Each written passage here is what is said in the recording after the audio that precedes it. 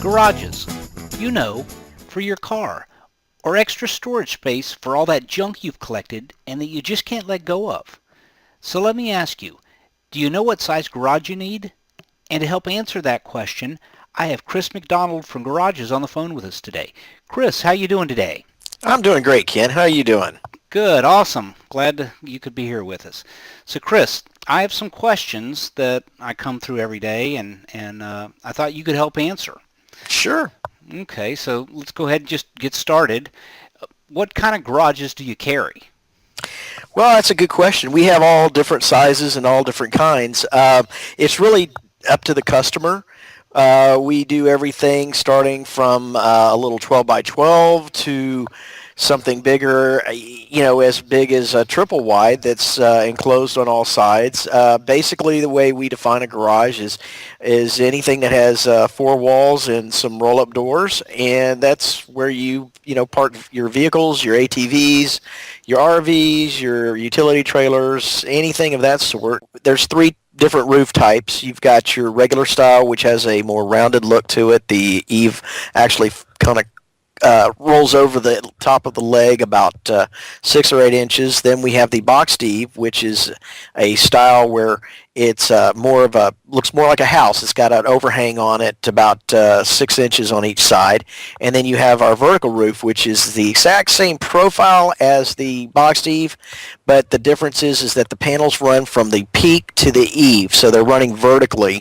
And that's one of my favorites, and I'll tell you why, is because it allows all that water and debris to roll off so it doesn't hang up there on the ribs. And the other thing that I like about it is that it has additional strength to it because it's got 4 hip channels, primarily to allow somebody to be able to screw those panels into gives it something to hold on to, but it also strengthens the structure. So what sizes do you carry? We start out with like a 12 by 21. Of course, it can be smaller than that. That's just where the beginning price is. And then it works up from there. You go to a triple wide carport garage, or even bigger than that. Just really, it's all up to the customer. How long have you been providing garages for the area? We've been around since 2003.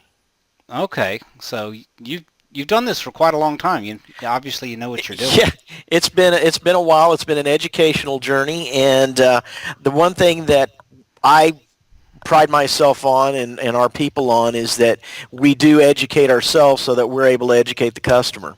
Okay, fantastic. And what kind of things over the years have you seen, garages being used for?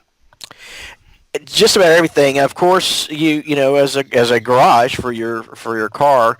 I've had somebody just the other day who has a limo service who he parks all of his limos in there. He got one that was 36 feet wide and it was over 60 feet long, and he uses it to park all of his limousines in it.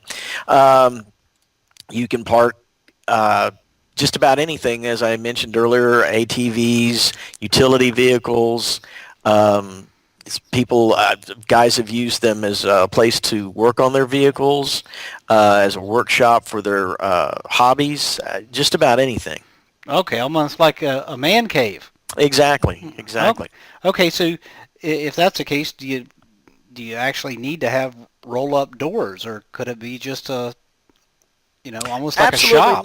Absolutely not. You can create just a workshop with if you want a couple of windows and a walk-in door. We call them a walk-in door or a personnel door.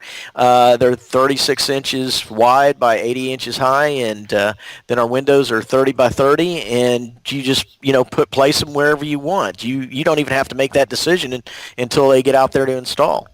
Oh, wow. Okay, that's fantastic. So let me ask you, if somebody's ready to get started, what do they need to do? First thing you need to do is pick up the phone and give us a call, and we can walk them through the process. There's going to be questions that are asked on our end and questions on their end, and as soon as we figure out exactly what the customer wants and needs, we fill out some paperwork and get a deposit, and we're good to go. Okay. So there's a deposit. What are we looking at as far as the deposit? The deposit is usually 10% down. If it's over $2,500 on the entire building, then it's going to be 12%. But it's a minimal cost at the beginning, and then it takes about anywhere from 2 to 4 weeks to get the building in, depending on several circumstances. But once it gets delivered, it's set up that day, and then they just pay the installers the difference after they're satisfied that it's been done right. Oh, okay. So what I heard you say is anywhere from 2 to 4 weeks from when they place the order, Mm-hmm. they'll have it installed, basically, is what you're saying? Oh yeah, that day. Okay. And then at that point is they pay the balance. So Right. okay. Well, fantastic. That sounds great. All right. Well, that's all I have today. I appreciate your time. I think that's helped a lot of people. Questions that come in that I see all the time. I appreciate your time, and I'm sure we'll be talking to you again soon. Thanks a lot, Ken. Good to talk to you. Take care. Bye-bye. All right, bye.